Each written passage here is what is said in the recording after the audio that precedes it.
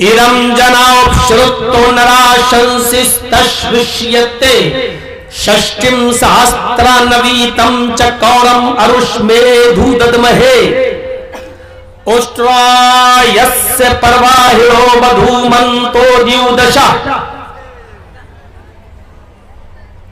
एषाय मामहे शतन्निष्कां दशस्तरज त्रीणि शतान्यवर्तान्य सहस्रादशो नाम।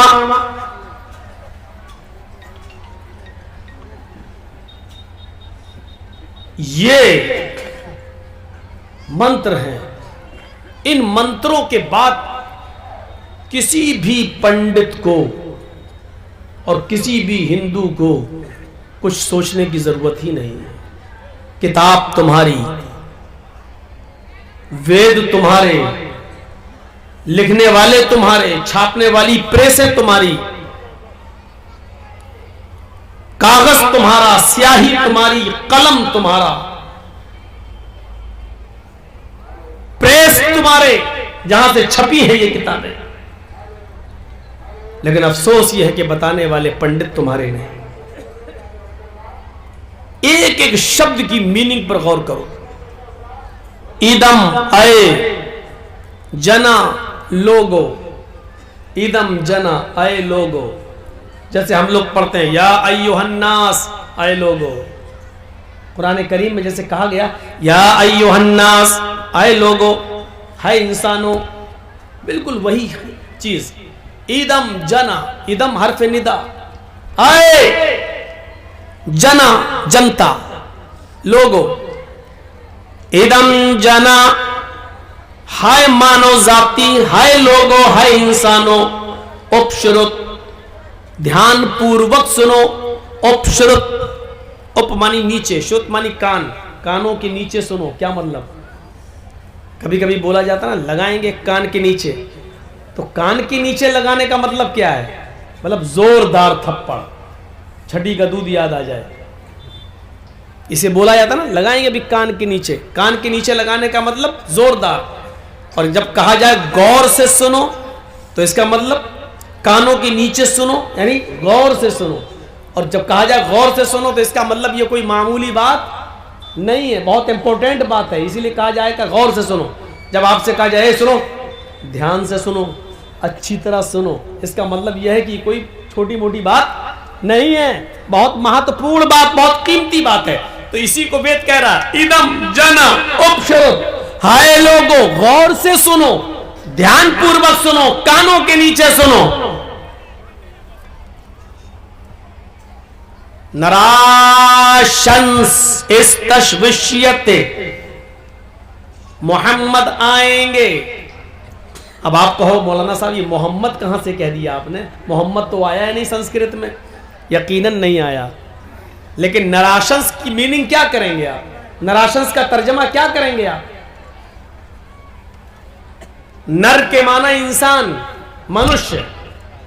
नर, कभी कभी बोलते हैं नारायण, क्या मतलब होता है? राम नारायण। नर के माना इंसान, आयन मानी आने वाला, आने वाला इंसान।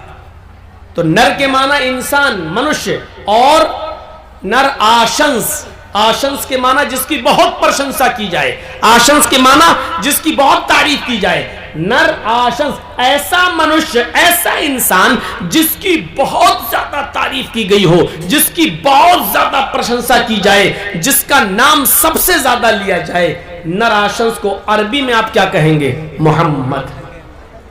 हम्मद युहम्मिदु, तारीफ करना। मोहम्मद तारीफ करने वाला, और मोहम्मद जिसकी बहुत तारीफ की गई हो। मोहम्मद इसमें फाइल, तारीफ करने वाला, और इसी को ऑब्जेक्ट मफूल जब आप इस्तेमाल करेंगे तो क्या होगा? मोहम्मद जिसकी तारीफ बहुत की गई हो, ऐसा इंसान जिसका नाम सबसे ज्यादा लिया गया हो। नराशंस, ऐसा मनुष्य जिसकी तारीफ बहुत की गई हो, बहुत ज्यादा जिसकी तारीफ की जाए, वो कौन है? नराशंस। और अरबी में क्या कहेंगे? मोहम्मद जिसकी हम्द, जिसकी तारीफ सबसे ज्यादा की गई हो। इसमें कोई शक नहीं, मोहम्मद रसूलुल्लाह की तारीफ अल्लाह के बाद मखलूक में, सृष्टि में अगर सबसे ज्यादा तारीफ किसी की गई है तो जनाब मोहम्मद रसूलुल्लाह सल्लल्लाहु अलैहि वसल्लम की। आप नाम देखिए कितना लिया गया है। आप सुबह उठिए, यहां से देखिए आप, जब आप सुबह उठेंगे, फजर की आजान की जब आवाज आएगी तो आप सुनेंगे अल्लाहु अकबर अल्लाहु अकबर, फिर आप सुनेंगे अशहदु अल्ला इलाहा इल्लल्लाह, इसके फौरन बाद नाम लिया जाएगा अशहदु अन्ना मुहम्मदर रसूलुल्लाह।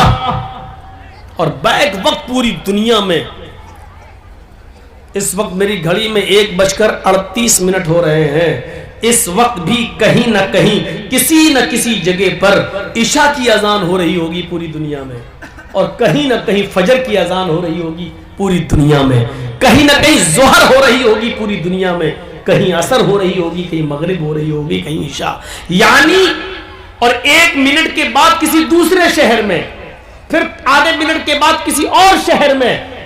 एनसाइक्लोपीडिया ब्रिटानिका का क्रिश्चियन राइटर लिखता है 1 सेकंड भी ऐसा नहीं जाता 24 घंटे में, 24 घंटे में 1 सेकंड भी ऐसा नहीं जाता जिस सेकंड में मुहम्मदुर रसूलुल्लाह का नाम न लिया जा रहा हो कहीं ना कहीं दुनिया के किसी न किसी कोने में। तो बताइए सबसे ज्यादा तारीफ किसकी हो रही है? मुहम्मदुर रसूलुल्लाह सल्लल्लाहु अलैहि वसल्लम की। आजकल के लोगों की तारीफ थोड़ी, आज 25 तारीख थी ना, 25 मार्च, हमारे यूपी में किसी ने शपथ ली है, नाम लेना जरूरी नहीं है, 15 दिन क्यों लग गए शपथ लेने में उस तरफ हम नहीं जाएंगे, लेकिन आज शपथ ली है, कल से गालियां पड़ना शुरू होंगी, कहीं कहीं जूते भी फेंके जाएंगे, चप्पलें भी फेंकी। ये कोई नाम नहीं लिया जा रहा है। और किस तरीके से जीते, कैसे जीते, ये भी सब जानते हैं, किस तरीके से जिताया गया ये भी सबको मालूम है, किन लोगों ने हेल्प की वो भी सबको मालूम है। मुसलमान बेचारे खौफ ज़दा हैं, अब क्या होगा, अब क्या होगा, कुछ नहीं होगा। एक बात आप जहन से निकाल दीजिए कि लोग कहते हैं कि बीजेपी आएगी तो मुसलमान मिट जाएगा, बर्बाद हो जाएगा, ये खत्म कर देगी मुसलमानों को। ये बात जहन में बिठा लीजिए, बीजेपी मुसलमानों को कभी बर्बाद नहीं करेगी, कभी मिटाएगी नहीं, क्योंकि इनकी कुर्सी मुसलमानों ही की वजह से बची हुई है। मुसलमान मिटे तो ये भी नहीं रहेंगे, इसलिए जहन में रखिएगा, ये हमें और आपको बाकी रखेंगे, क्योंकि इनको हमें और आपको ही गाली दे देकर कुर्सियों पर आना है। इसलिए ये तसव्वुर जहन से निकाल दो कि बीजेपी आएगी तो मुसलमानों के लिए खतरा पैदा, और मुसलमानों को ये करेगी वो करेगी, कुछ नहीं करेगी, वक्ती तौर पर थोड़ा परेशान करेगी, कभी मजबूर करेगी, बेबस करेगी, लेकिन ये सोचो कि मुसलमानों को मिटाएगी या नहीं मिटाएगी, ना हमें खत्म करेगी, क्योंकि हमारे वजूद से इनकी कुर्सी बची हुई है, हमारे वजूद से इनकी कुर्सी बची हुई है। कल देखिएगा, इनको पूरी तकरीर में चैनल वालों को कुछ नहीं मिलेगा, यही एक जुमला मिलेगा, इसी पर इनकी इनकम आएगी, इन्हीं जुमलों पर इनके अकाउंट में पैसे आएंगे, चाहे मेरे ऊपर यूपी में केस ही क्यों ना हो जाए, लेकिन इनके पेट भरना चाहिए, इनकी जहन्नम भरनी चाहिए। आप पूरे इलाके में देख लीजिए, मैंने बिहार में कितने प्रोग्राम दिए इस साल, खत्म कर दिए मैंने, बिहार झारखंड टोटली खत्म, बंगाल में प्रोग्राम देना शुरू कर दिए, नहीं दे रहे हैं, बहुत ज्यादा प्रेशर, बहुत ज्यादा प्रेशर। तो एक दिया था, वो भी हमने मुखिया जी से कह दिया था कि 10 बजे टाइम दे दीजिएगा साहब, 12 बजे जलसा खत्म, लेकिन फिर भी 1 बजे टाइम दिया गया मुझे। देख रहे, देखिए देखिए देखिए देखिए, ये होता है यहाँ पर। हे भैया, उस चाय वाले को क्यों मार रहे हो यार, चाय वाला कब मोदी बन जाए, इन्हीं लोगों के हाथ में तो देश का मुस्तकबिल है।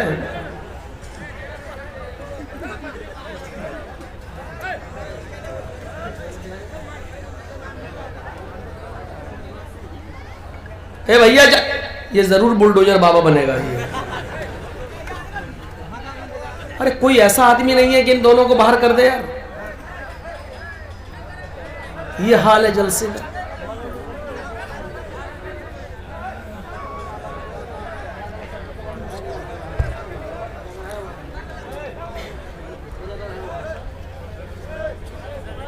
हाँ, तो अब सुनिए, तो मैं कह रहा था कि सबसे ज्यादा नाम अगर किसी का लिया जा रहा है तो वो हस्ती है मोहम्मद रसूलुल्लाह की। इनके नाम नहीं लिए जा रहे हैं।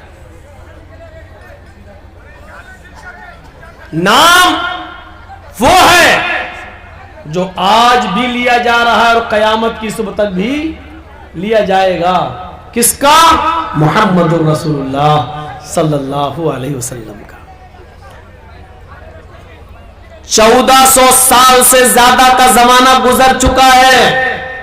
1400 साल का से ज्यादा का जमाना गुजर चुका है।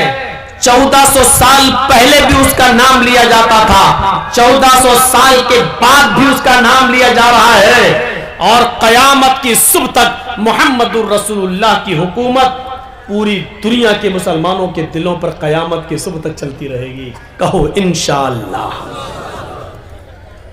ऐसा हुक्मरान आज तक देखने को नहीं मिला होगा, ऐसा हुक्मरान।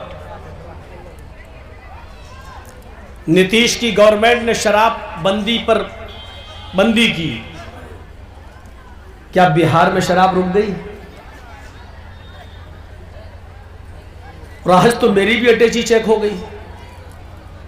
जब ट्रेन में हम बैठे और लखनऊ से चले अरुणाचल एक्सप्रेस से, और जैसे ही बिहार में जब हमारी गाड़ी घुसी तो पुलिस घुस गई।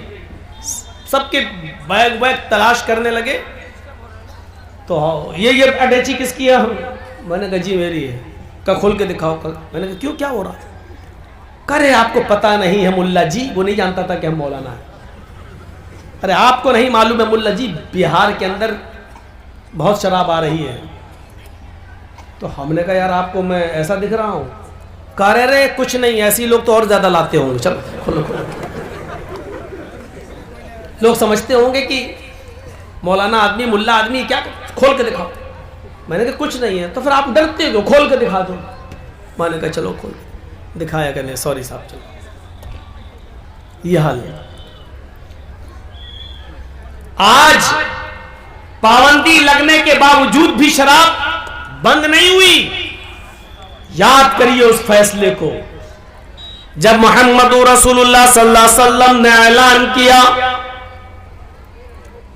मदीने की बस्ती में, इन्नमल खमरु वल मैसिरु वल अंसाबु वल अज़लामु रिज्सुम मिन अमलि शैतान फज्तनिबूहु लअल्लकुम तुफ्लिहून। आए मुसलमानों, आज कुल्ली तौर पर अल्लाह ताला ने तुम्हारे ऊपर शराब को, जुए को कुल्ली तौर पर तुम्हारे लिए हराम कर दिया है।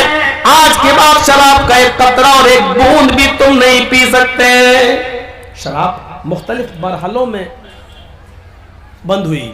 शुरू में अल्लाह के रसूल ने, लोगों ने बहुत कहा बंद कर दो, हराम कर दो। आपने कहा नहीं, लोग दिलदादा बने हैं, कैसे माने? नहीं।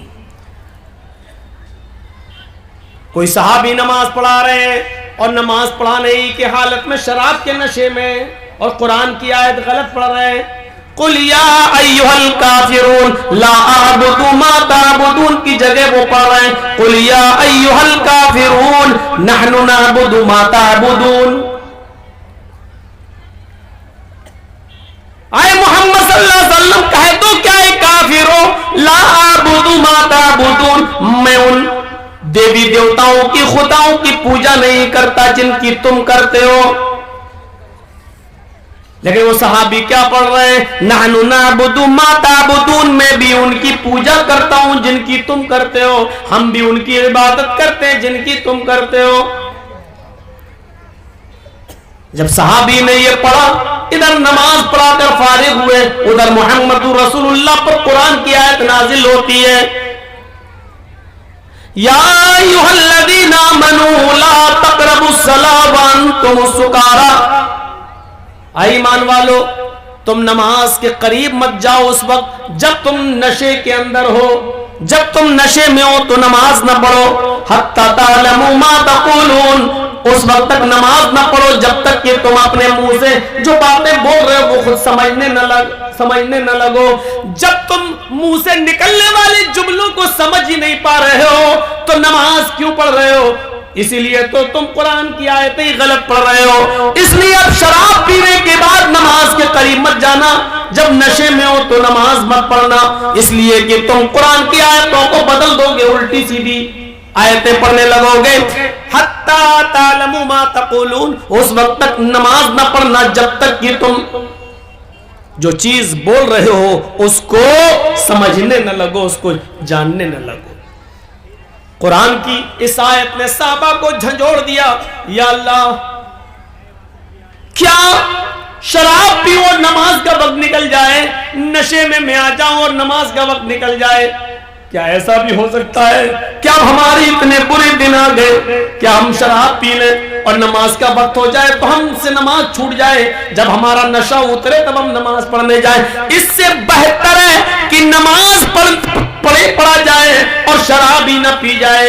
इस आयत ने बहुत हद तक शराब को छुड़ा दिया, लेकिन इसके बावजूद शराब हराम नहीं हुई। फिर एक दौर आया,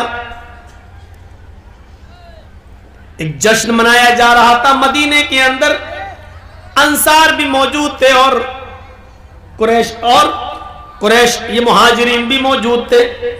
उसी जश्न में लोगों ने शराब पी और शराब पीने के बाद साहबा नशे में आ गए, और जब नशे में आए तो कौमी असबियतें जोश में आ गई। कुरैशी कहते हम अफजल, अंसारी कहते हम अफजल।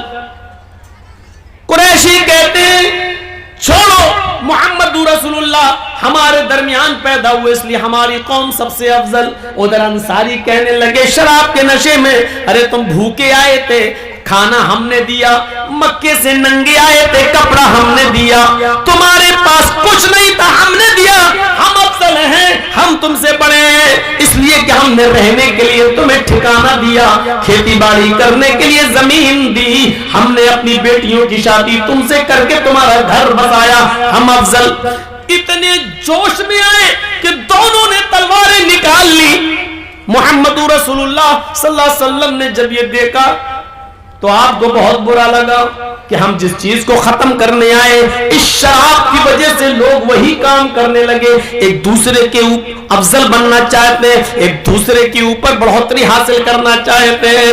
नजरें आसमान पे डाली, उधर से कुरान की आयत नाजिल हो जाती है, इन्नमल खमरु वल मैसिरु वल अंसाबु वल अज़लामु रिज्सुम मिन अमलि शैतान। आज पूरी तरीके से शराब को हराम करार दे दिया गया है और फरमाया गया आज के बाद शराब का एक कतरा भी कोई नहीं पी सकता है, जो एक बूंद भी शराब की पिएगा वो हराम होगा। मेरे भाइयों 40 कोड़े मारे जाएंगे शराब पीने वाले के ऊपर, ये सजा भी मुतय्यन कर दी जनाबे मोहम्मद रसूलुल्लाह सल्लल्लाहु अलैहि वसल्लम ने।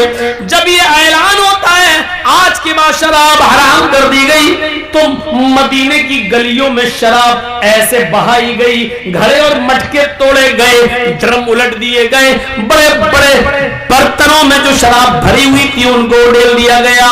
नालियों में शराब ऐसे बह रही थी जैसे कुर्बानी के मौके पर जब हम जानवरों को ज़िबा करते हैं तो उनका खून नालियों में बहता है, बल्कि नालियों से खून, नालियों से शराब बाहर आने लगी और सड़क तक भर शराब आ गई। यानी इतनी शराब बहाई गई कि नालियां पुरो गई और नालियों से वो शराब भरकर सड़क के ऊपर, रोड के ऊपर आने लगी।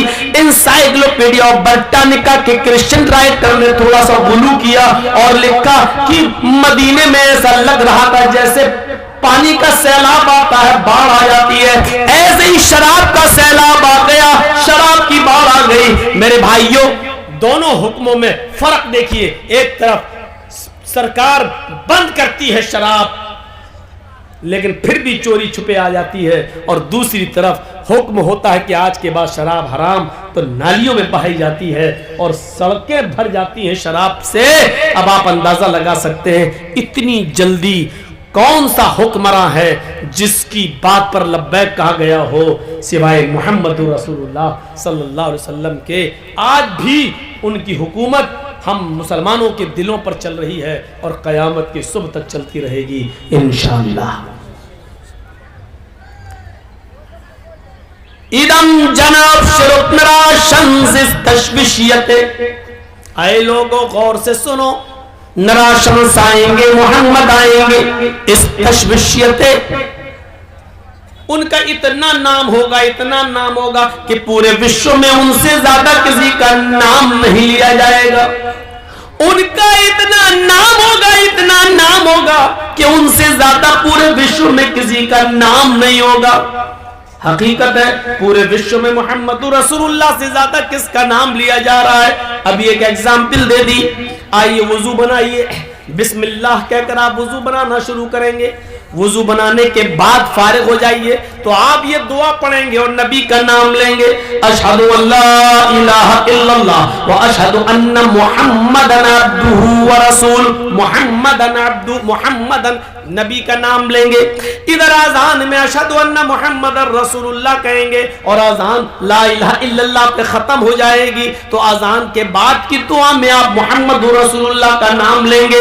अल्लाहुम्मा रब्ब हाज़िहि दावति ताम्मा वस्सलातिल क़ाइमा आति मुहम्मदनिल वसीला, आति मुहम्मदनिल वसीला वल फजीला। मुहम्मद रसूलुल्लाह का नाम आप आ रहा है, देख लीजिए आप हर जगह नबी का नाम और इतना ज्यादा नाम लिया जा रहा है कि पूरे विश्व में मोहम्मद रसूलुल्लाह से ज्यादा किसी का नाम नहीं लिया जा रहा है। षष्टिम सहस्त्रा नवीतम चकौरम अरुष्मेधु ददमहे, षष्टिम 60, सहस्त्र 1000। मीनिंग देखिए एक एक चीज की। षष्टिम 60, सहस्त्र 1000, नवीतम 90, कौरम दुश्मन, अरुष्मेधु हिफाजत करेंगे, रक्षा करेंगे उसकी हम। षष्टिम सहस्त्र नवीतम चकौरम अरुष्मेधु ददमहे, हम उस कल्कि की, उस नराशंस की, उस मोहम्मद की 60,090 दुश्मनों से हिफाजत करेंगे। 60,000 90 दुश्मन किसके थे? ये किताब इनकी है और पढ़ रहे हैं हम। गौर कीजिए आप, तुम्हें बताने वाला तुम्हारा कोई नहीं मिला। 60,090 दुश्मन, जरा गौर कीजिए किसके थे। महाभारत की लड़ाई में देख लो कितने दुश्मन थे। जब रावण सीता का अपहरण करता है और श्रीलंका ले जाता है, उस वक्त जो युद्ध हुआ उसमें कितने लोग थे। एक एक चीज पर गौर कर लीजिए और आइए हम दिखाते हैं 60,090 दुश्मन। जंगे खंदक में 10,000 काफिरों का लश्कर जो मोहम्मद रसूलुल्लाह को मारना चाहता था। और गिनते रहिएगा 10,000 जंगे खंदक में, जंगे खैबर में 10,000 जो नबी अकरम को नुकसान पहुंचाना चाहते थे दुश्मन। कितने हुए? 10 खंदक में और 10 खैबर में 20। 40,000 रूमियों का लश्कर जो मदीना में घुसकर मदीना की ईंट से ईंट बजाना चाहता था। और मोहम्मद रसूलुल्लाह 3,000 का लश्कर लेकर जब निकले तो आपने उनके दांत खट्टे कर दिए। ये 3,000 का लश्कर 40,000 रूमियों को भागने पर मजबूर कर देता है। 40,000 और उधर 20,000, कितने हुए? 60,000। ग़ज़वा तबूक में अल्लाह के रसूल सल्लल्लाहु अलैहि वसल्लम ने जिन लोगों को निकलने के लिए हुक्म दिया था उनकी तादाद थी 80। वो यहूदी थे जो इस शर्त पर रह रहे थे मदीना में कि अगर हम पर हमला होगा तो मोहम्मद रसूलुल्लाह मदद करेंगे और मोहम्मद रसूलुल्लाह पर हमला होगा तो हम यहूदी मदद करेंगे। उनकी तादाद कितनी थी? 80। और 13 वो मुनाफिक थे, 13 वो मुसलमान थे जो जंग में किसी न किसी बहाने के लिए, बहाने के तहत नहीं जा पाए ग़ज़वे तबूक में। तो 80 और 13 कितने हुए? 93। 80 और 13 93, 93। लेकिन इन 93 लोगों में 80 तो यहूदी थे, इनसे तो कोई मतलब ही नहीं। 13 मुसलमान थे, लेकिन इनमें 10 लोग का झूठ पकड़ा गया जिनको माफ नहीं किया गया, 10।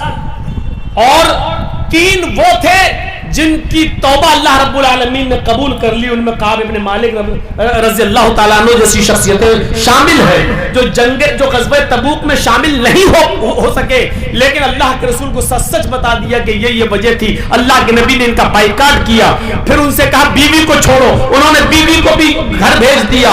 50 दिन तक परेशान रहे। अल्लाह के नबी ने फिर कहा तुम मस्जिद भी नहीं आ सकते हो, उन्होंने मस्जिद में भी आना मना किया, लेकिन अपने घर से तौबा करते रहे, गिड़गिड़ाते रहे। और 50 दिन के बाद अल्लाह ताला ने कहा इन 3 लोगों की तौबा को अल्लाह ने कबूल कर लिया है, जाओ उनको मस्जिद में आने की इजाजत दो।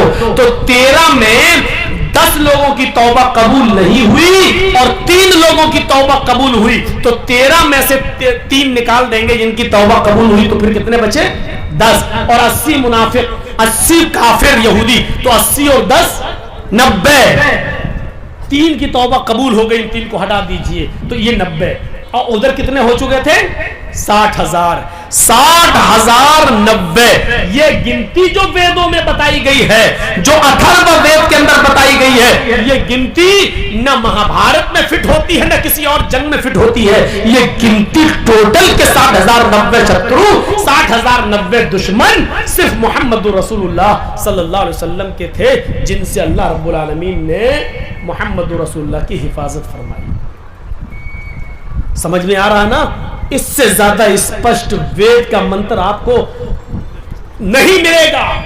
षष्टिं सहस्त्रा नवीतम च कौरम अरुष में धूदमहे। हम उस कल्कि को, उस नराशंस को, उस मोहम्मद को, उस अंतिम महर्षि को 60,090 शत्रु से, दुश्मनों से हम उसकी हिफाजत करेंगे। 60,090 दुश्मनों से हम उसकी रक्षा करेंगे। ये गिनती किसकी थी? मोहम्मद रसूलुल्लाह की, दुश्मनों की।